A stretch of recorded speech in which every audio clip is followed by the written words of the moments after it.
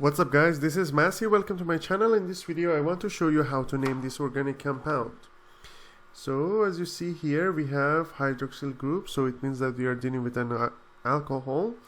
So we start having the longest chain. The longest chain is going to be these four in here, and we start numbering them.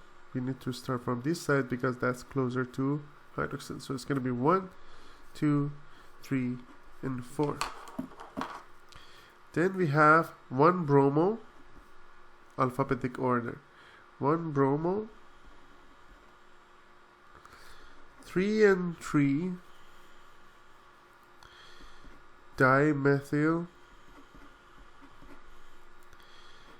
butanol or butan 2-ol or dimethyl 2-butanol. Both of them are correct. So it's going to be 1 bromo, 3 and 3 dimethyl butan 2-ol. 2-ol because the hydroxyl groups is on the second carbon. And as you see here, we are dealing with a secondary alcohol because this carbon connects to and is bonded to 2 other carbons. I hope you enjoyed this video. Please leave me a comment if you have any question, and I'll get back to you as soon as possible. Thank you for watching and have a great day.